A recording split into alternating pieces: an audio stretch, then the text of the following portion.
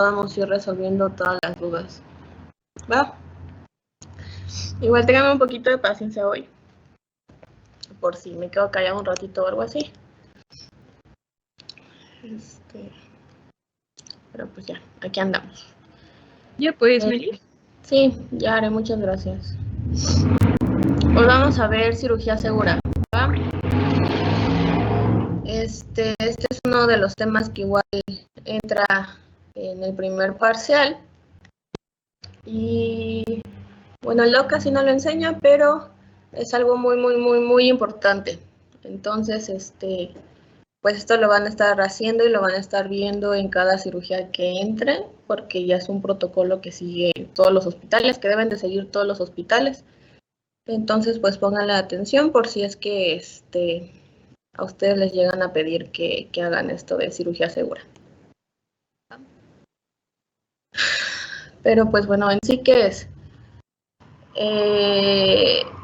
En 2004, la OMS hace una alianza mundial para la seguridad del paciente.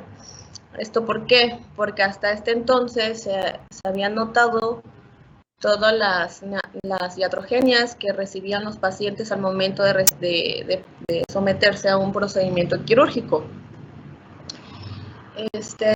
Pues bueno, yo creo que todos hemos escuchado de algún caso donde a un paciente se le tenía que amputar la pierna izquierda y le terminan amputando la otra pierna, la pierna buena, y pues le terminan amputando ambas. Y pues ya, si el paciente podía tener una prótesis, nada más una pierna, o estar con muletas o algo por el estilo, pues se arruinó. Y pues sinceramente se le arruina la vida a una persona, ¿no? Además de también todas las infecciones que se empezaron a notar del sitio quirúrgico, que pues es relacionado a un mal procedimiento dentro de la técnica aséptica, pues esto lo realiza el personal de salud, o sea, el personal médico, ¿no? Entonces, con todo esto, pues ya fue que la OMS hizo esto de la cirugía segura, con su lema de la cirugía segura salva vidas. Y además de salvarlas, pues se intenta dejarle una buena calidad de vida al paciente, que pues al final es lo que nosotros estamos haciendo, ¿no? Y por lo que estudiamos tanto y por tanto tiempo. Entonces así fueron estos dos retos a nivel mundial. El primero era, pues, el que les digo, relacionado a las infecciones, y el segundo en la seguridad de las prácticas quirúrgicas. Y así fue como se desarrolló el objetivo de la cirugía segura, que es mejorar la seguridad de la cirugía en todo el mundo, definiendo para ello un conjunto básico de normas de seguridad que puedan aplicarse en todos los Estados miembros de la OMS. Esto no es nada más de uno que otro país, o sea, aquí todo el mundo lo tiene que seguir, o sea, todo el mundo que esté dentro de la OMS lo tiene que seguir para seguridad del paciente, ¿va? Entonces, lo que le digo, en todos los hospitales, no importa a cuál se vayan, ustedes siempre van a tener que estar manejando la cirugía segura, y pues es por eso que es tan importante que ustedes lo sepan, ¿va? Entonces, en sí, la cirugía segura tiene 4 pilares fundamentales. El primero es la prevención de las infecciones de la herida quirúrgica. El segundo es la seguridad de la anestesia. El tercero, la seguridad de los equipos quirúrgicos. Y el cuarto es la medición de los servicios quirúrgicos.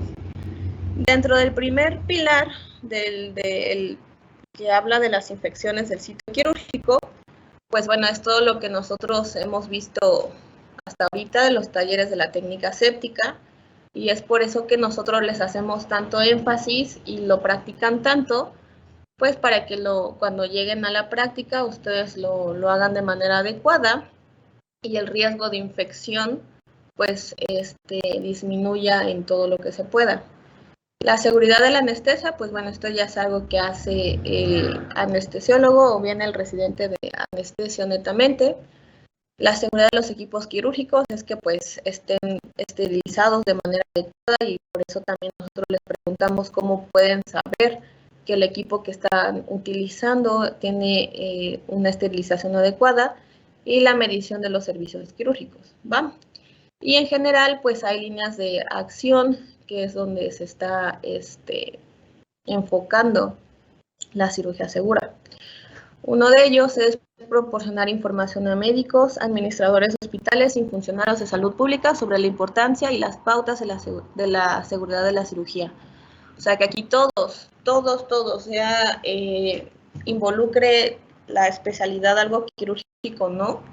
Tienen que saber que pues esto es importante y que al final se está haciendo con la intención de proteger al paciente, ¿no?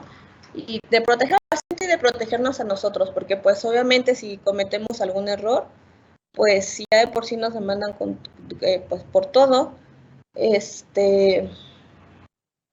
con algún error nuestro, pues con mayor razón, ¿no? También establecer estadísticas vitales quirúrgicas para la vigilancia nacional e internacional de la atención quirúrgica, o sea, ir viendo qué se hizo bien en las intervenciones, qué se hizo mal, y sacar estadísticas con base en esto para pues siempre estar mejorando la cirugía y la cirugía segura y que los errores empiecen a disminuir. El siguiente son normas de seguridad de la cirugía aplicables en todos los países y entornos que se recojan en una lista de verificación que se utiliza en los quirófanos. Ahorita más adelante en el tema van a ver que la cirugía tiene 3 momentos, ¿ok? Y en cada momento tenemos una lista de verificación con preguntas mínimas básicas para nosotros garantizar que el paciente pues no va a tener complicaciones extras a las que en general tiene por algún procedimiento quirúrgico, que pues aquí se aplica en todos los pacientes y también depende de las comorbilidades de este.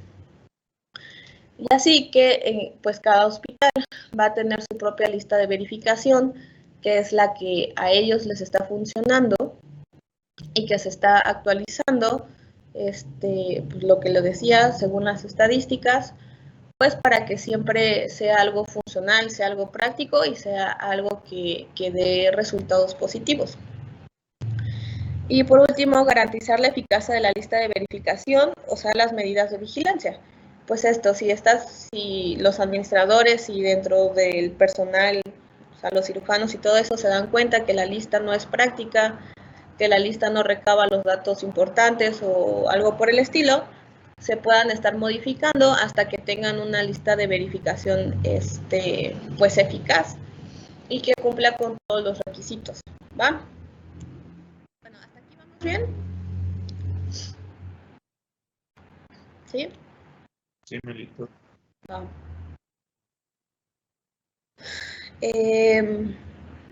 Así se establecieron 10 objetivos esenciales que se tienen que seguir durante la atención quirúrgica, ¿ok? Toda la atención quirúrgica, no importa si es un procedimiento menor o si es un procedimiento mayor, todas las atenciones quirúrgicas tienen que seguir con estos objetivos. Igual si es una cirugía de emergencia o si es una cirugía electiva, pues se tienen que estar siguiendo.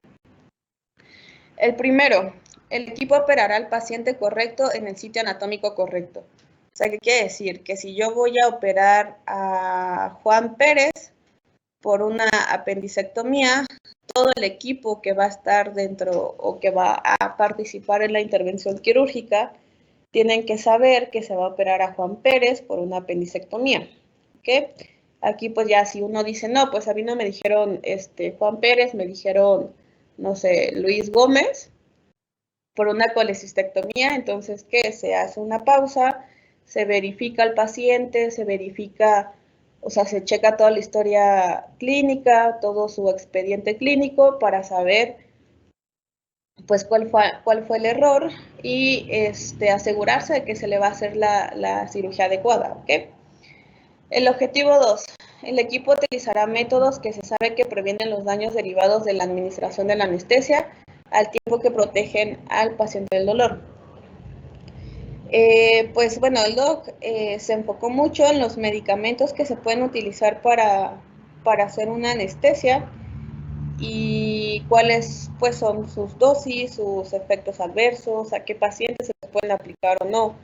Aquí pues obviamente si el paciente es hepatópata, pues no le vas a administrar paracetamol, ¿no? Un ejemplo, porque pues lo vas a perjudicar, o si el paciente es nefrópata, pues no puedes utilizar medicamentos que sean nefrotóxicos, porque obviamente no va no va a soportar la anestesia, lo vas a complicar y se van a derivar otras cosas solamente pues por la anestesia.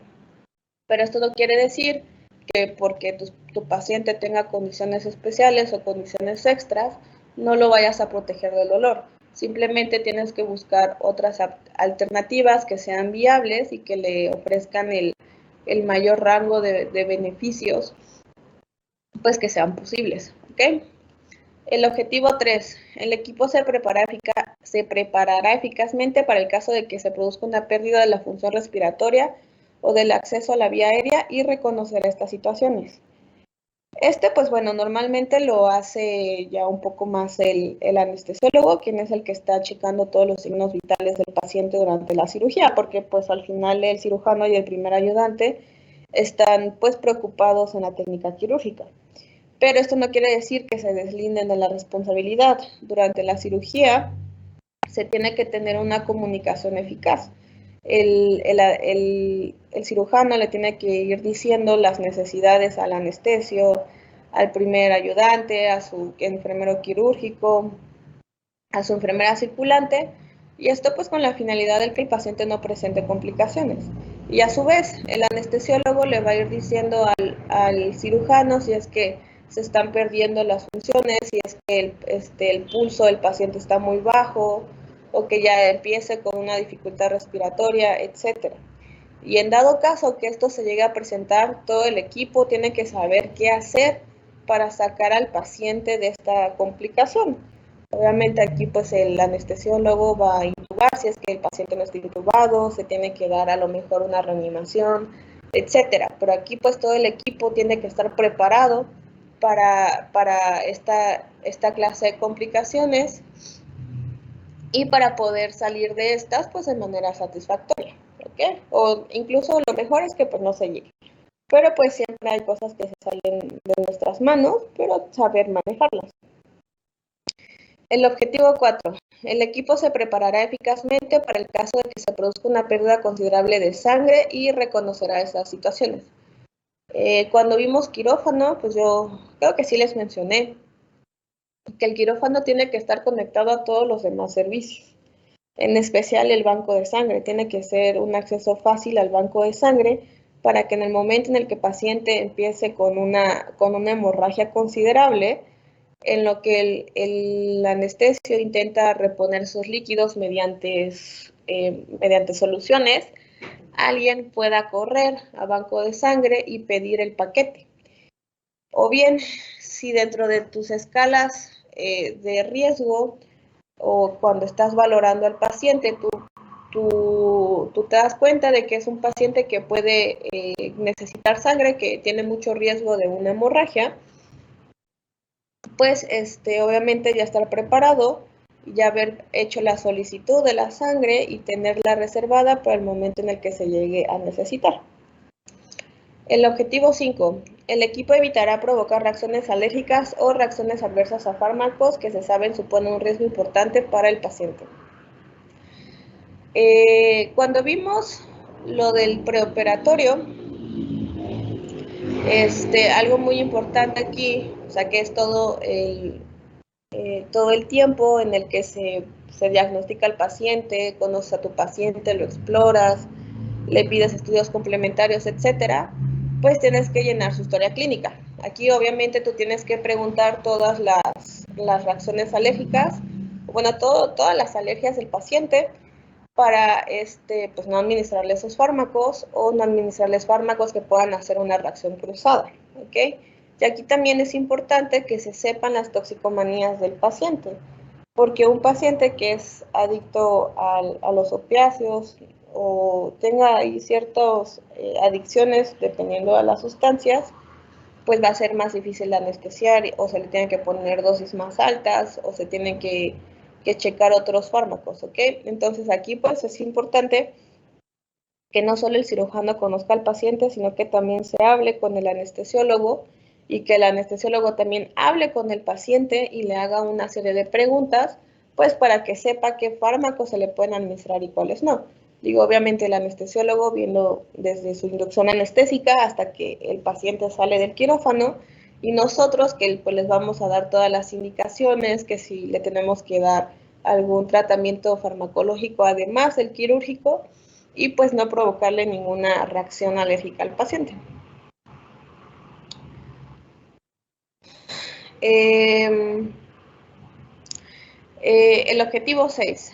El equipo utilizará sistemáticamente métodos reconocidos para minimizar el riesgo de infección de la herida quirúrgica. Y aquí regresamos a la técnica aséptica y el por qué nosotros les hacemos tanto énfasis al momento de hacer los talleres. Porque desde la forma en la que se lavan las manos, que hagan un tallado adecuado, que hagan el tiempo adecuado, y que lo hagan dependiendo del antiséptico, pues desde ahí nosotros estamos ayudando a minimizar el riesgo de la infección de la herida quirúrgica. También cómo nosotros manipulamos los objetos estériles y procuramos que estos nunca se lleguen a contaminar. Y la forma en la que hacemos la antisepsia de la piel del paciente, o sea, desde ahí todo esto está ayudando a minimizar el riesgo de infección de la herida quirúrgica, porque pues al final el hecho de abrir al paciente y de hacerle una incisión, estamos haciendo que se pierda el primer mecanismo de defensa, la primer barrera de defensa que tiene el cuerpo ante los microorganismos, que pues es la piel. Entonces lo dejamos muy vulnerable. Y creo que no hemos visto respuesta metabólica al trauma, ¿no? Pero pues bueno, ya cuando lo veamos, de por sí el cuerpo está muy ocupado intentando reparar todo lo que nosotros, pues, todo el daño que nosotros provocamos al hacer la cirugía. Ahora que también tenga que combatir una infección, pues obviamente no se va a dar el abasto, y las infecciones de esta herida quirúrgica suelen ser muy, muy complicadas, ¿ok? Incluso podemos llegar a un síndrome de respuesta inflamatoria, y pues se va a deprimir el sistema autoinmune y el paciente pues va a morir de sepsis. Entonces, pues bueno, por eso es tan importante todo lo que nosotros les venimos manejando y los términos y las definiciones que siempre les estamos repitiendo. El objetivo 7, el equipo evitará dejar accidentalmente gasas o instrumentos en herida quirúrgica. Y esto es muy importante, porque igual yo creo que se han sabido, o ustedes alguna vez han escuchado algún caso que al paciente en la cavidad le dejan una gasa, o le dejan una compresa, o le dejan una pinza, o una aguja, que pues también pues está peor porque está perforando los órganos. Entonces, para esto también se tiene una verificación que lo hace el enfermero instrumentista con el circulante, ¿ok? Entonces, cuando el cirujano pues ya terminó de hacer toda la intervención y ya va a cerrar al paciente, le pide a su enfermero instrumentista o enfermera instrumentista que haga un conteo. Entonces, ¿a qué nos referimos con esto? La instrumentista va poniendo atención, pues al final es parte de lo que ella hace, de cuántas compresas y de cuántas gasas utilizaron dentro de la cirugía. No sé, si pidió 3 paquetes de compresa y cada paquete traía 3, pues quiere decir que se utilizaron 9 compresas, y al momento de hacer el conteo tienen que encontrar esas 9 compresas. Ya sea que todas las tenga en la mesa de riñón porque no las utilizó, ya sea que lo tenga en el campo quirúrgico porque son las que se están utilizando para hacer una hemostasia directa, o ya sea que estén en la cubeta de patada con la bolsa roja porque ya estaban empapadas de sangre y pues ya no servían y se tuvieron que desechar. No importa en dónde esté, pero tiene que encontrar 9 compresas, y pasa lo mismo, tiene que encontrar todas las gasas, tiene que contar otra vez todo su instrumental y ver que está todo el instrumental, tiene que ver que si utilizó 6 paquetes de materiales de sutura, encontrar las 6 agujas de los materiales de sutura. Si no, se empieza a hacer toda una revisión dentro del paciente antes de cerrarlo, hasta que se encuentren todas las gasas y ya se pueda, o bueno, todo el material, y ya se pueda cerrar al paciente y pues no corramos este riesgo, ¿va? Porque pues al final siempre va a estar haciendo reacción a cuerpo extraño el organismo, y pues va a estar provocándole complicaciones al paciente.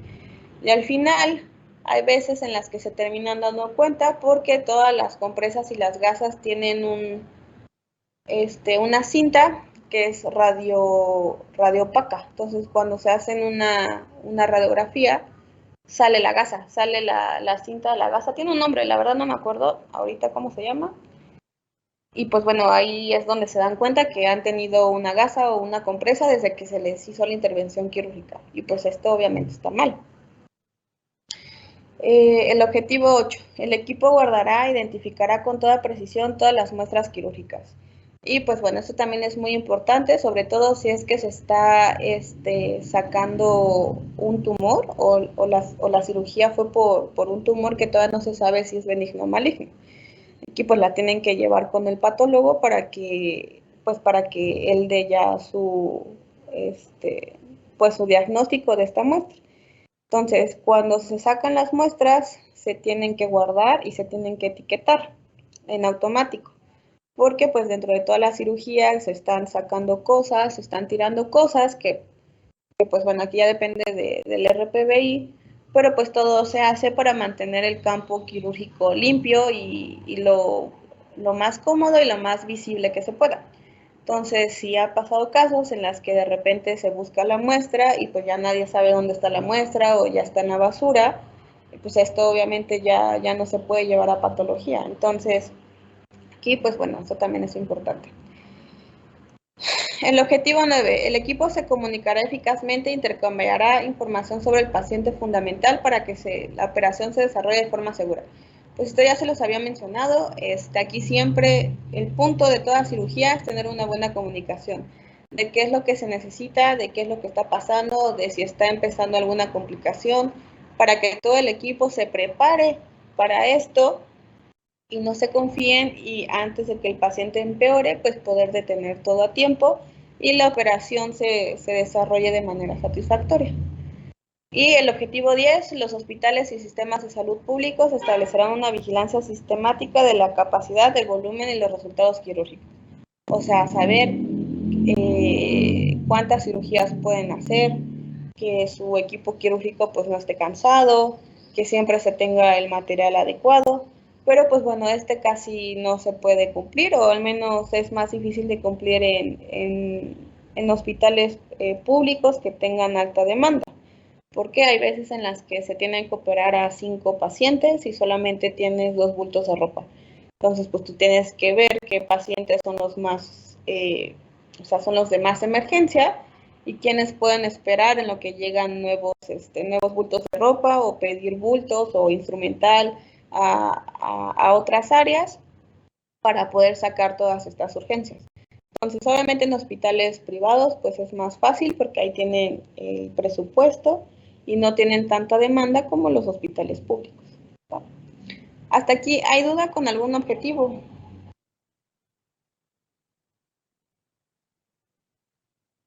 ¿Sí? Vale, pues continuamos. Sí, todo bien. Y pues bueno, ya, con todo esto que hemos hablado, ahora sí vamos a hablar de las listas de verificación con las que se tienen. Estas pues tienen unas características que deben de cumplir, ¿sale? Entre ellas, pues estas son las 3 más importantes. Tienen que ser simple, tienen que tener una amplitud de aplicación considerable y tienen que ser mensurables, ¿ok? Entonces, tienen que ser focalizadas, o sea, ir a lo que van, no pueden divagar, sino tienen una función específica y solamente se van a dedicar a eso. Tienen que ser breves, ¿ok? Tampoco vas a estar 15 minutos o 20 minutos haciendo esta lista de verificación, porque pues muchas veces no se tiene este tiempo. Tiene que ser ejecutable, o sea, que sea fácil para que cualquier integrante los pueda hacer. Tiene que ser verbal, ya sea que se haga con el paciente o dentro del demás, o sea, con los demás integrantes. Tiene que ser cooperativa, o sea, aquí tanto el paciente como nosotros, siendo parte del personal de la salud, pues tenemos que tener la voluntad de hacerlo, porque pues al final, pues supongo que todos queremos el mismo objetivo, que pues es la seguridad del paciente. Tiene que ser comprobada, o sea, que sepamos que sí funciona, ¿ok? E integrada. Ahora sí. la lista OMS de verificación de la seguridad de la cirugía. Entonces, este proceso de verificación de la lista lo va a dirigir una sola persona, ¿ok? Y se va a dividir en 3 fases. O sea, van a ser 3 momentos. Primero, en un periodo anterior a la inducción de la anestesia, que va a ser la entrada como tal al, pues, a toda la operación quirúrgica. El segundo, que es el periodo posterior a la inducción de la anestesia y anterior a la incisión quirúrgica. Esto se conoce como time off o como pausa quirúrgica. Y aquí es como que todavía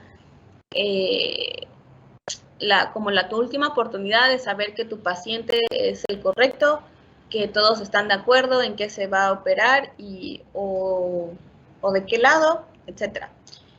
Y el tercero, que es el periodo de cierre de la herida quirúrgica o inmediatamente posterior, que es cuando el paciente pues va a salir del quirófano, ¿va? Ahora sí, momento 1, antes de la inducción de la anestesia. Entonces, aquí se va a hacer directamente con el paciente, ¿va? Aquí es que haya confirmado su identidad, o sea, que sepa, o bueno, que cuando nosotros lleguemos y es como de, bueno, voy a operar a Guadalupe Pérez López, cuando nosotros hablemos con el paciente, sí nos confirme que es Guadalupe Pérez López. Pero aquí también, además de la identidad, es importante que sepamos el género de la persona, porque pues hay muchos nombres que funcionan tanto para hombres como para mujeres, y pues obviamente también hay personas que llegan a tener los mismos apellidos, o sea, el mismo nombre y los mismos apellidos, pero son personas diferentes. Entonces, aquí no solamente es preguntar el nombre, sino también checar en la historia clínica, pues la edad, el género, etcétera, y cuando nosotros lleguemos con el paciente, pues confirmar todo lo que estamos viendo, ¿va? Ahora, el sitio quirúrgico. El paciente debe saber por qué se le va a operar, y esto se hace cuando se le presenta el consentimiento informado. Entonces, el paciente debe saber que se le va a operar la pierna derecha porque, no sé, tiene un tumor en el hueso, o sabe que se le va a operar en el tórax, en el corazón, porque le van a poner un marcapasos.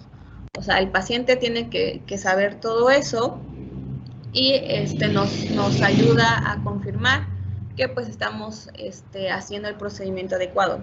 Ahora, el procedimiento, obviamente el paciente pues no te va a decir con terminología y con exactitud todo lo que se le va a hacer, pero sí tiene que tener una noción básica del procedimiento, y esto también nosotros se los explicamos durante el consentimiento informado y cuando pues le decimos al paciente su diagnóstico, por qué se tiene que operar, por qué nosotros creemos que es mejor, etcétera. Y pues el paciente lo tiene que saber. Y por último, el consentimiento. Y aquí esto es bien importante. Si el paciente no tiene su consentimiento informado, no se le puede operar, ¿ok? El consentimiento informado tiene que estar firmado por el paciente, por 2 testigos, que pueden, pues se recomienda que sean familiares, y pues por el médico. Entonces, pues lo que les decía, tienen que verificar que el consentimiento informado esté firmado, que el paciente lo conozca, que sí sepa que fue él quien dio el consentimiento. Y pues por último, volver a preguntarle si está seguro, porque si en ese momento el paciente dice, ¿saben qué? Ya me arrepentí, no me quiero operar, pues en ese momento se suspende todo y no operamos al paciente, ¿ok? Este es parte de uno de sus derechos, que pues se puede arrepentir. Nosotros no podemos hacer nada en contra, aunque pues no estemos de acuerdo, ¿va? Ahora sí, una vez pasado que ya hayamos confirmado al paciente, nos vamos con la siguiente pregunta. ¿Se ha completado la comprobación del instrumental anestésico y la medicación anestésica? Ya que el coordinador de la lista pedirá al anestesista que confirme que se ha realizado un control de la seguridad de la anestesia. O sea, que el paciente, o sea, que el anestesiólogo esté ya con todos los medicamentos listos, con todo su equipo listo. Si se necesita llegar si se necesita llegar a intubar al paciente, pues que se cuente con todo el equipo necesario para colocar la intubación, etcétera, ¿va? Ahora sí, se ha colocado el pulsioxímetro y funciona. Entonces esto pues tiene que estar visible para todo el equipo. Ven que el anestesiólogo tiene una máquina ahí enorme que pues esta ya va sacando los signos vitales, o sea, como que todo llega ahí y pues todo el equipo puede ver a cuánto satura, cuál es su pulso, su frecuencia cardíaca, etcétera. Pero pues bueno, todos lo tienen que saber y en especial el pulso oxímetro, ¿va? Entonces, tiene que ser visible para todo el equipo, se tiene que valorar un riesgo-beneficio si es que no se cuenta con el dispositivo, que pues esto llega a ser raro, normalmente siempre hay, y que tiene que ser con un sistema de señal sonora, o sea, que lo puedan ir escuchando. Ahora sí, lo que sigue. Otras cosas que se le tienen que checar al paciente o que valorar al paciente es si tiene alergias conocidas. Si es que hasta este momento nadie le ha preguntado al paciente cuáles son sus alergias, pues antes de hacer la inducción anestésica y empezar a administrar fármacos, pues se le pregunta al paciente si él conoce de alguna alergia, ¿ok? Pues ya que el paciente les va a ir diciendo que sí, que no, que es alérgico a tal cosa, o que solo es alérgico, no sé, a los perros, etcétera. Pero pues todas estas alergias se les tiene que llegar a conocer. Y se tiene que valorar si tiene una vía aérea difícil o si tiene riesgo de aspiración. La vía aérea difícil, pues se tienen varias escalas con las cuales nosotros podemos estar valorando esto. Normalmente la que más se utiliza es la Mallampati.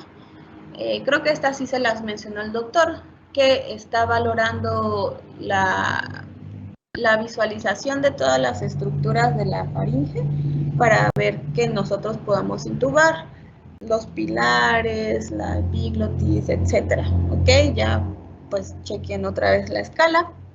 Se divide en 4.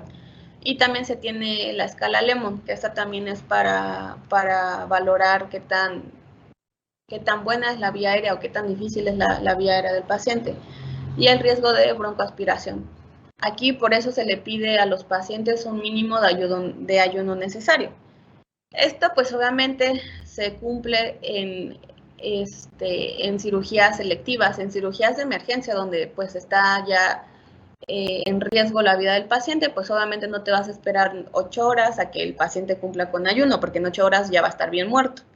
Entonces, pues se recomienda que se le haga un lavado gástrico con una sonda ya sea nasogástrica u orogástrica, pero pues esto no siempre es viable. En cambio ya con una cirugía electiva, pues es más fácil estar controlando que el paciente no tome líquidos ni coma nada. Y esto es importante que también se los expliquemos, porque si nosotros descuidamos al paciente o descuidamos a los familiares del paciente, cuando vemos ya le dieron un yogur, ya le dieron una manzana, ya se robó la comida del paciente de al lado, y pues son mañosos, los pacientes son mañosos. Entonces, pues bueno, aquí es importante porque pues si tiene un riesgo de broncoaspiración muy alta y si es que pierde este ayuno, pues tenemos que esperarnos otro tiempo en el que regrese a este tiempo y ahora sí poder seguir con la cirugía, ¿ok? Ahora sí. El paciente tiene riesgo de hemorragia mayor a 500 mililitros o mínimo 7 mililitros por kilogramos en niños.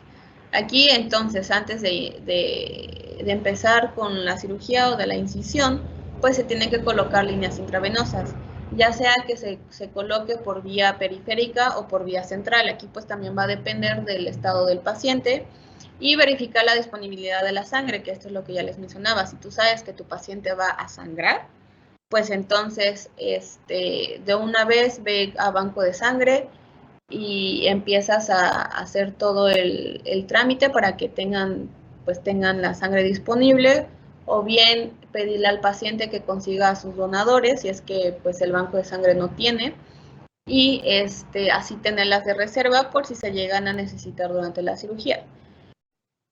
Aquí pues bueno, les digo que esto ya depende también si es una cirugía electiva o si es una cirugía de emergencia, pero pues se tiene que hacer. Por ejemplo, si el paciente es un politraumatizado porque, no sé, estaba manejando en carretera y chocó contra un tráiler, pues es lo más probable es que tenga daños internos, que tenga una hemorragia interna y que vaya a necesitar sangre. Entonces, ni bien llega el paciente, alguien ahí tiene que ir a pedir sangre. Si pueden localizar o saber qué tipo de sangre es, pues estaría mejor, y si no, pues te vas por un paquete O negativo para que no haga reacción. Hasta aquí, ¿hay algún problema? Digo, ¿hay alguna duda? ¿O vamos bien? Todo bien, Meli, gracias. Vale.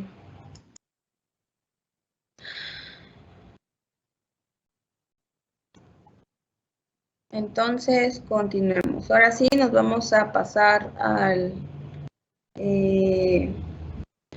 segundo momento de la cirugía segura, que es antes de la incisión cutánea, que antes de que vayamos a abrir al paciente.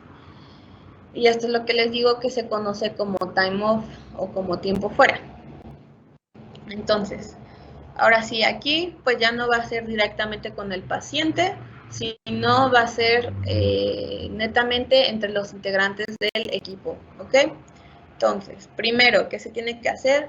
Confirmar que todos los miembros del equipo se hayan presentado por su nombre y función. Es decir, yo, Melissa Sumano, voy a ser la cirujana.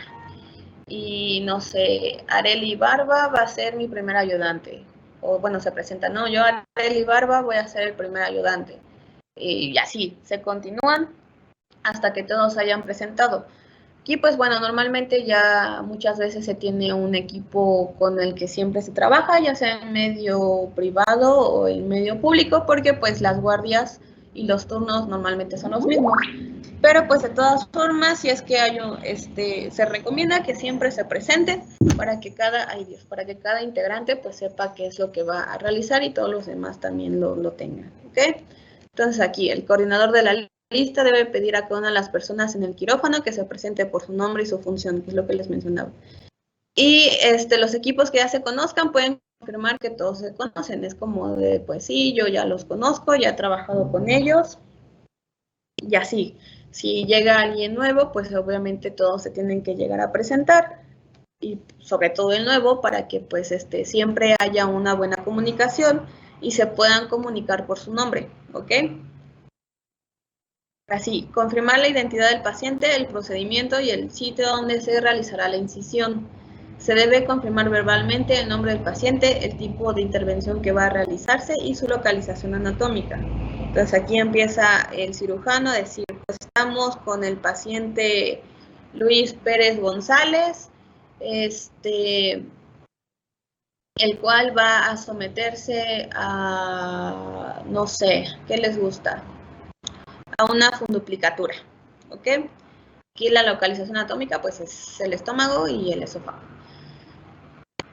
Y así todo el equipo sabe que pues están trabajando en lo mismo, y si hay alguien que diga, no, esperen, yo no sabía esto, yo tenía entendido que vamos a entrar por, no sé, por una colecistectomía, entonces ahí se puede hacer otra vez, checar la historia clínica, el diagnóstico del paciente, los estudios que se le han hecho, etcétera, y pues bueno, verificar quién está en su error, si es que no tienen al paciente adecuado o si es que simplemente alguno de ellos no estaba bien informado. Y la siguiente pregunta, ¿se ha administrado profilaxis antibiótica en los últimos 60 minutos? Aquí, antibiótico-terapia, pues es de los últimos temas que vemos. La profilaxis antibiótica se recomienda que sea 30 a 60 minutos antes de la cirugía. Normalmente se utiliza una cefalosporina de segunda generación. Si es una cirugía de emergencia que pues obviamente siempre va a pasar, pues obviamente no te vas a esperar 30 minutos a que le haga efecto el antibiótico, sino en el momento en el que se va a hacer la incisión, se le pide al anestesiólogo que por favor le administre la dosis del antibiótico, y se empieza con la cirugía. Y pues bueno, aquí normalmente, como es el anestesiólogo quien está encargado de los fármacos durante la cirugía, pues es quien lo administra. Entonces aquí ya es el anestesiólogo el que debe decir si se le aplicó la profilaxis hace 45 minutos o con tal medicamento, o puede decir se le acaba de administrar tal medicamento y ya, pero pues ya está administrado. Entonces ahora sí ya se puede proceder con la cirugía. Y por último, la previsión de eventos críticos. Aquí, pues bueno, ya va a depender de cada función del equipo quirúrgico, ¿ok? Tenemos al cirujano. Ahora, aquí tiene que saber cuáles van a ser los pasos críticos o no sistematizados, o sea, las complicaciones que se le pueden estar presentando al paciente dependiendo de la intervención quirúrgica, más las comorbilidades que el paciente tenga, ¿ok? ¿Cuánto durará la operación? Aquí, pues obviamente es un estimado, no todas las cirugías tienen, o sea, no es como, o sea, que se diga 1 hora y pues 1 hora, y no puedes tardarte más, no puedes tardarte menos, no. Pero pues sí tiene que tener una previsión, o sea, decir, pues aproximadamente vamos a durar 2 horas, si es que todo sale bien, o 3 horas, 4 horas, 20 horas, 24 horas, normalmente las más tardadas son las cirugías cardiotorácicas, ¿ok? Y las ortopédicas. ¿Y cuál es la pérdida de sangre prevista? Si es que el paciente no tiene riesgos de hemorragia o si es que el paciente tiene mucho riesgo de hemorragia. Y aquí todo va a depender de los estudios previos que se le realicen al paciente. Se le tiene que realizar los tiempos de coagulación, se le tiene que hacer una ABH para saber sus niveles de plaquetas. ¿Qué otra cosa? Y tienes que checar la medicación si es que está tomando anticoagulantes. ¿Y por qué? ¿Ok? Entonces, pues bueno, aquí simplemente se trata de conocer a tu paciente. El anestesista tiene que saber si el paciente si tiene algún problema en específico, y el equipo de enfermería tiene que confirmar todo lo relacionado al instrumental y a los materiales que se van a estar utilizando durante la cirugía. Si es que ya se confirmó la esterilidad de los paquetes, y esto va a ser con los indicadores, que pues bueno, ya les habíamos mencionado que normalmente los que nosotros vemos somos la cinta testigo y el test de Bobby-Dick. Si hay alguna duda o problemas relacionados con el instrumental y los equipos, aquí lo que les había comentado de que el instrumentista tiene que checar que todo su equipo funcione, ¿ok? Que todo el equipo funcione, que tengan el equipo necesario para la intervención quirúrgica, si es que se necesita prótesis o aplicar clavos y tornillos y placas, pues que se tengan con todas las placas que se puedan llegar a necesitar. Que el equipo de succión funcione, porque muchas veces se empieza a llenar de sangre el sitio quirúrgico, y cuando quieren aspirar con alguna cánula de aspiración, pues se dan cuenta que el equipo de succión no está prendido o no funciona. Y, sí, ahora. Y sí se pueden visualizar las imágenes diagnósticas esenciales. O sea, si se tiene que estar guiándose con radiografía. Por ejemplo, hay algunas cirugías ortopédicas donde para realizar la cirugía se le tienen que estar tomando una serie de radiografías al paciente, y esta es toda su visualización. O si se está haciendo una cirugía laparoscópica, pues que todo el material funcione, sobre todo la pantalla, porque pues al final es por donde se van a estar guiando para poder llegar al sitio quirúrgico, etcétera. Todo eso lo va a estar checando el equipo de enfermería. ¿Va? Aquí, ¿hay alguna duda con el momento 2? Disculpa, Meli. Bueno, supongo que esto depende mucho del tipo de cirugía, pero en general hay algún punto de corte que deba de tener el paciente en TP, TTP, hemoglobina y plaquetas para determinar que ya no se podría realizar la cirugía. Sí, cuando tiene un conteo bajo de plaquetas, acuérdense que lo normal es de 150,000, así ya tirándole abajito a 200,000. Eso es lo mínimo necesario que pues el paciente necesita para saber que en el momento en el que se presenta una hemorragia, pues se puede formar el coágulo. O sea, por sí solo el cuerpo lo va a poder detener. Pero pues hay veces en las que cuando se le hace la biometría y checan el conteo de plaquetas, se dan cuenta que el paciente tiene 50,000 o que tiene 70,000. Entonces, si se le realiza la cirugía, el paciente no va a poder detener la hemorragia por sí solo, y va a estar sangre y sangre y sangre y sangre, porque pues no tiene plaquetas, no tiene las plaquetas necesarias. Si es una cirugía electiva, pues obviamente no le vas a, o sea, le vas a decir al paciente por qué no, porque tiene un alto riesgo de sangrado, que puede ser que ustedes no lo puedan detener, y pues se va a morir de un choque, ¿no? Hipovolémico. Ahora, si le sumas eso y tiene todos los tiempos de coagulación prolongados, pues tiene aún más riesgo de que el paciente en el momento en el que presenta una hemorragia no lo pueda parar. Entonces, por eso es importante que chequen todo esto. Entonces, si ya el paciente no tiene, tiene el conteo bajo de plaquetas, pues lo primero que tienes que hacer es verificar o mandarle tratamiento o ver una transfusión de plaquetas para que se puedan estar aumentando sus niveles plaquetarios y ver después que el tiempo de coagulación esté adecuado.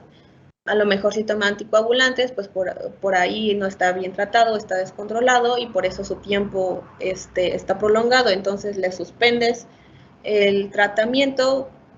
Aquí, dependiendo de los fármacos, se suspende horas o días antes para que este tiempo de coagulación empiece a retornar a lo normal y se le suba el nivel plaquetario y entonces ya le puedes realizar la cirugía sin que tenga riesgo a una hemorragia abundante.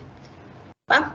Pero pues esto se le hace, son estudios complementarios que se le piden a todos los pacientes que se van a someter a procedimientos quirúrgicos. A todos, ¿ok? Pues bueno, no sé si resolví tu pregunta. Creo que sí era eso, ¿verdad? Sí, Meli, gracias. Sí. ¿Alguien tiene alguna otra duda?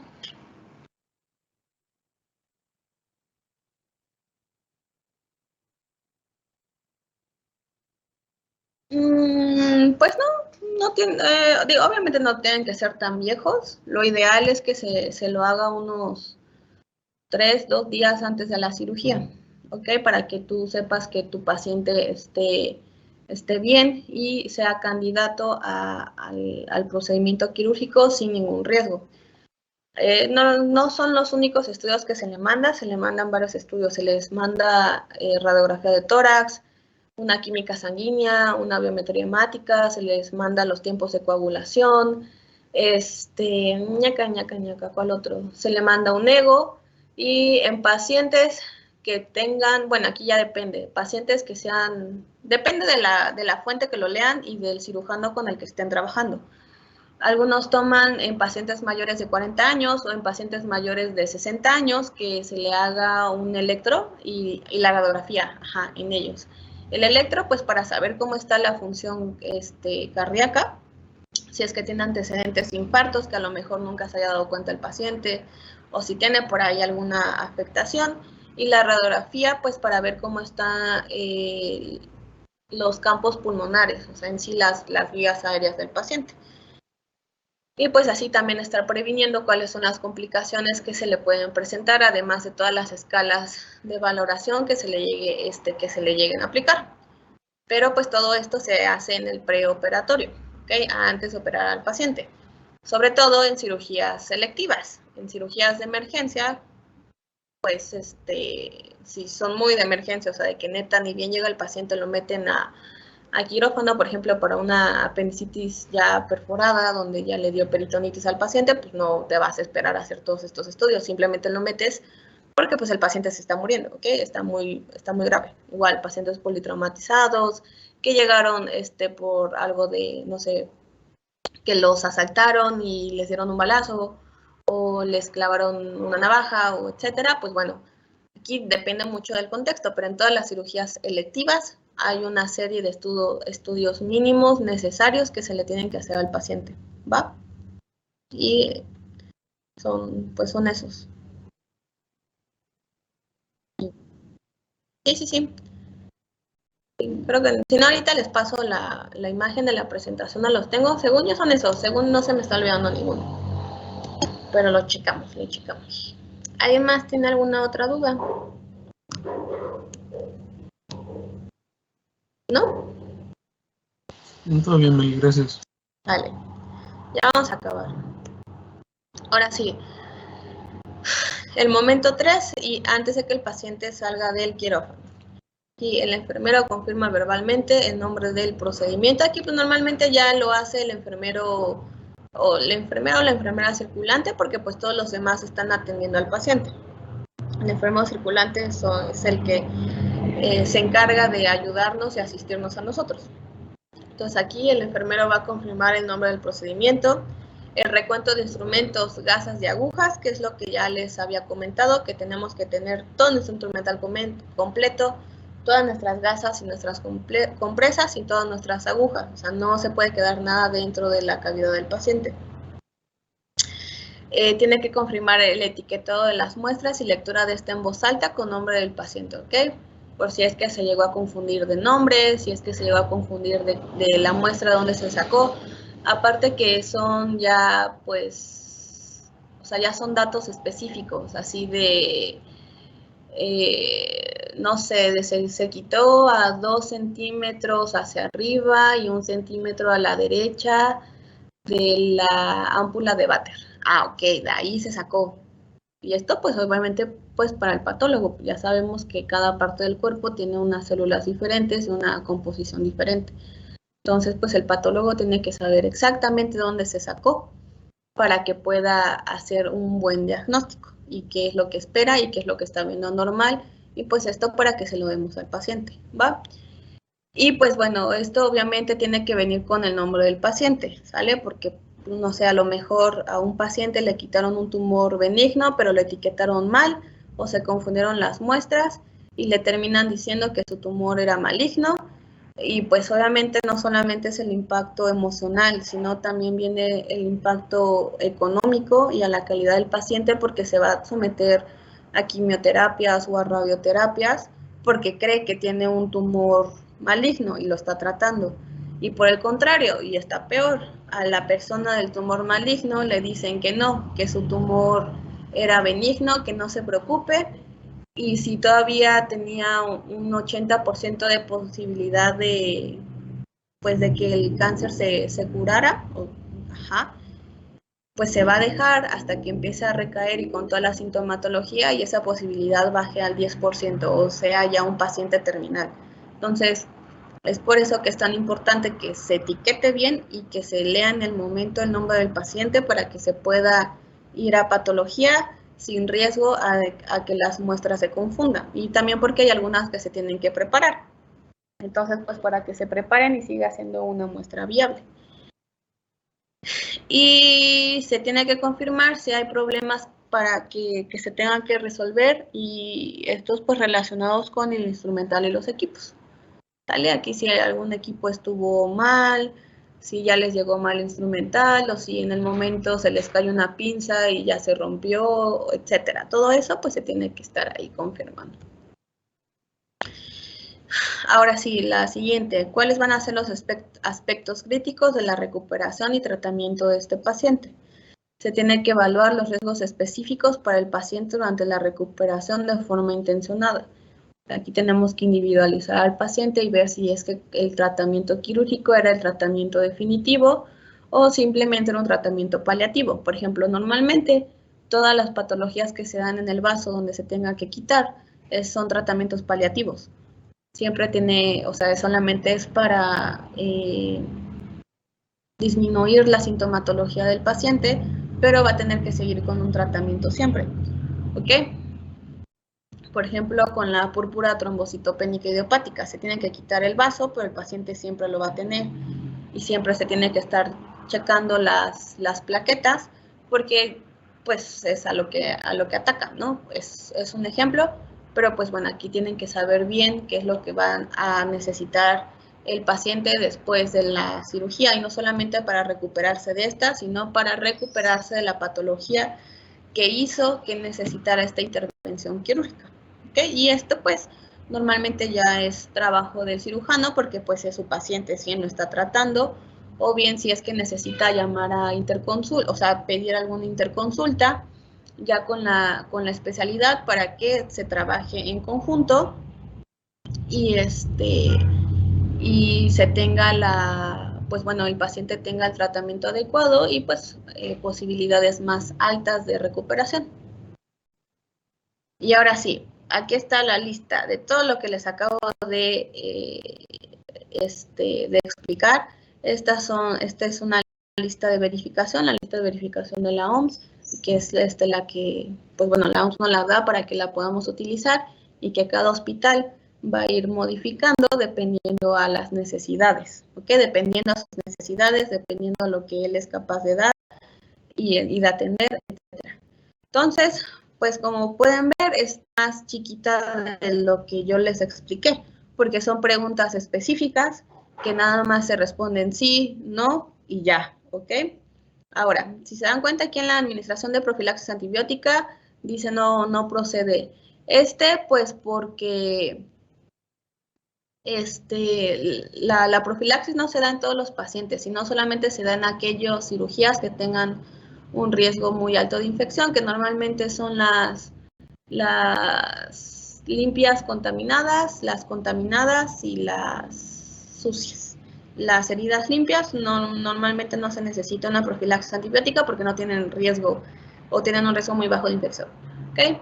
Pero pues sí, aquí ya lo van marcando y pues se tiene que llenar toda la lista, o sea, todos los rubros tienen que ser un sí para que se pueda proceder a la cirugía y el riesgo de hacer una negligencia pues sea mínima y el paciente tenga toda la seguridad requerida. ¿Okay? Y pues bueno, eso es todo. No sé si tengan alguna duda o algo.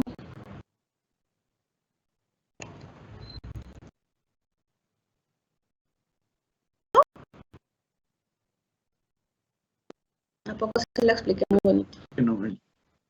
Sí, Meli, todo bien. Okay. A ver, déjenme les enseño los estudios que se hacen preoperatorio necesarios para cualquier cirugía. ¿Okay? Entonces, primero la biometría hemática, que es lo que les decía, pues aquí tienen que ver los leucocitos y las plaquetas, los leucocitos, pues para ver si es que el paciente tiene alguna infección y las plaquetas, pues para saber el riesgo de hemorragia que tiene. Grupo sanguíneo y RH. Aquí pues normalmente se espera que el paciente lo sepa, ¿no? Creo que al menos aquí todos sabemos nuestro grupo sanguíneo, nuestro RH, nuestro factor RH, pero créanme, no todos los pacientes se lo saben. Entonces, lo ideal sería que nosotros le tomemos una muestra para que lo llevamos al laboratorio y le hagan, ¿cómo se llaman? Pruebas cruzadas, ¿no? Creo. Para que se determine su grupo sanguíneo y RH. Pero, pues, es caro. Es una prueba cara. Entonces, pues aquí, si es sobre todo hospital público, pues nada más se deja para aquellos pacientes que tengan una alta... o sea, que tengan riesgos de complicaciones altas o riesgo de hemorragia alta. Pero pues si se prevé que no, pues normalmente no se hace, o si el paciente ya sabe su grupo sanguíneo y su factor RH, pues obviamente ya no lo van a hacer. La química sanguínea aquí es solamente para ver que el paciente esté estable o que tenga por ahí alguna patología o algún problema que pues él no se haya dado cuenta. No sé, que tenga glucosa alta, que tenga triglicéridos y colesterol altos, etcétera, ¿no? Algo que nos pueda revelar la química sanguínea y que el paciente no lo sabe, que el paciente lo ignora. El examen general de orina, esto igual pues es para ver si el paciente tiene alguna infección o si tiene proteinuria, si tiene hematuria, etcétera, y pues que nos esté hablando ya a lo mejor de alguna patología renal que pueda llegar a tener o inicios de alguna patología renal, que el paciente tampoco lo sabe porque hasta el momento no ha presentado ninguna sintomatología. Y esto va aunado a los fármacos y al tratamiento que le vamos a dar al paciente, ¿no? Lo que les decía, no les vas a dar a tu paciente nefrópata medicamentos nefrotóxicos porque pues le vas a dar en la madre. Entonces, obviamente no. Igual dependiendo de la bibliografía que lo lean, puede ser que se los indiquen a partir de los 40 años. Hay unas bibliografías que dicen que a todos los pacientes, pues al final el ego no es caro, entonces, y te da indicios muy buenos, entonces, pues se puede dar. Y ahora sí, los tiempos de sangrado y coagulación, el tiempo de trombina, tiempo de protrombina y tiempo de tromboplastia, TPT. TP y TPT. Esto pues es lo que les decía, si tiene tiempos muy prolongados, quiere decir que tu paciente tiene riesgo de hemorragia grave, porque no está, o sea, no está haciendo los coágulos de manera adecuada. Y ahora, si le sumas esto con plaquetas bajas, pues tu paciente se va a desangrar. Y el prueba de ELISA y BDRL. Aquí, pues sobre todo es porque ya se han aumentado los casos de pacientes con VIH y de pacientes con sífilis. Entonces aquí es para que nosotros tengamos seguridad, o sea, para que todo el equipo médico tenga seguridad. Que de por sí, pues siempre tenemos que tener cuidado en no picarnos con las agujas de los pacientes, en no salpicar nuestras mucosas con los líquidos del paciente, pues para evitar, ¿no? O sea, a mí siempre, bueno, al menos a mí siempre me han dicho que yo considero a todos mis pacientes que tienen VIH o que tienen ahí una infección que se pueda transmitir pues, por vía sanguínea. Y siempre tratarlos con ese cuidado. Pero pues igual, estas no son sistemáticas todavía en las instituciones. Hay algunas que lo hacen, hay otras que no. Hay pacientes que pues obviamente cuando llegan a la historia con ustedes ya tienen una historia clínica por alguna de las dos patologías. Pero pues bueno, aquí ya va a depender tanto del cirujano como de las posibilidades del paciente y las posibilidades de la institución.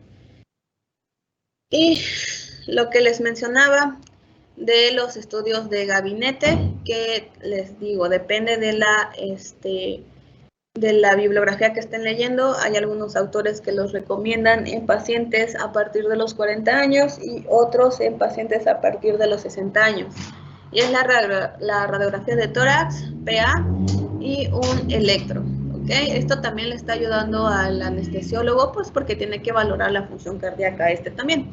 Entonces, pues la radiografía es para checar los campos pulmonares, las vías aéreas, que pues no se tenga ningún problema, que pues igual el paciente puede que no conozca, y el electro pues para valorar la función cardíaca del paciente y ver si es que se le está aumentando aún más a los riesgos cardíacos. Acuérdense, para eso se utiliza la escala de Goldman y la Detsky, que es como la de Goldman con dos rubros extra. ¿Va? Y todo esto se hace en el preoperatorio. Todo. Tienes que conocer perfectamente a tu paciente, saber perfectamente cuáles son sus complicaciones, sus comorbilidades, su historial, pues para que saber cómo va a ir evolucionando la cirugía y ver qué tanto riesgo pueda llegar a tener. ¿Va?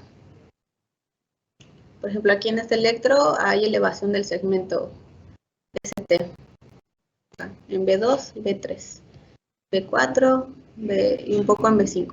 Entonces este paciente aquí tiene infarto del miocardio en la cara anterior. Entonces, un paciente con infarto pues obviamente tiene un riesgo cardíaco muy alto. ¿Va? Pues ya terminamos. No sé qué les pareció la clase, utilidad o no. Yo siento que checamos varias cosas de los demás temas. Estuvo muy bien, Meli. La verdad nos ayuda mucho. Sí, muy comprensible. Qué bueno, me alegra. Y discúlpeme si estoy como desanimada, estoy valiendo caca un poquito, pero pues aquí andamos. Cualquier cosa que necesiten, pues ya saben que nos pueden preguntar sin ningún problema. Seguros ya no tienen ninguna duda, algo respecto a las demás clases que se hayan tocado durante esta clase o algo por el estilo.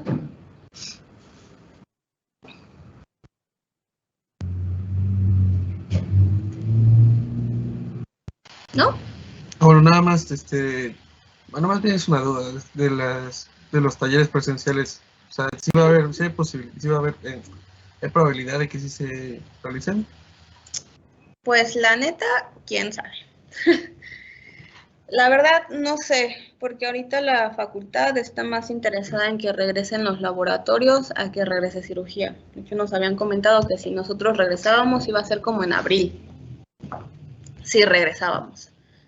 Y pues ya para qué. Ya se les enseñó todo en abril, ya está capaz que terminamos el temario. Obviamente es lo ideal porque pues ustedes van a practicar y van a poder visualizar mejor cómo es el quirófano y cómo moverse dentro de un quirófano. Pero pues la verdad, quién sabe, porque el departamento ni siquiera tiene agua. Nos quitaron la instalación a inicios de pandemia y no nos las quieren regresar.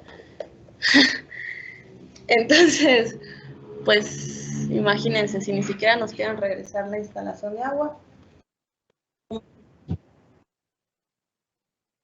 nos van a hacer acarrear cubetas para hacer ejercicio.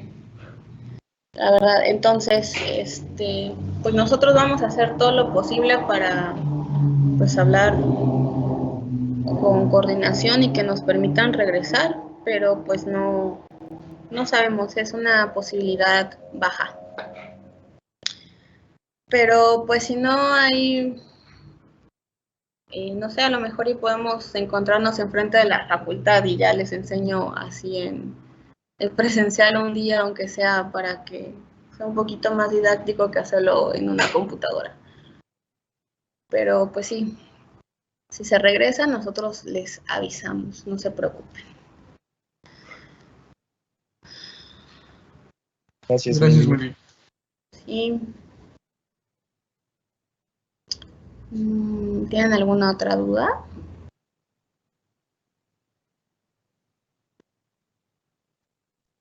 No, Meli, espero te recuperes pronto. Ay, muchas gracias. Son bien lindos. Pero pues, bueno chicos, si no hay ninguna otra duda, no sé si Are les quiera decir algo.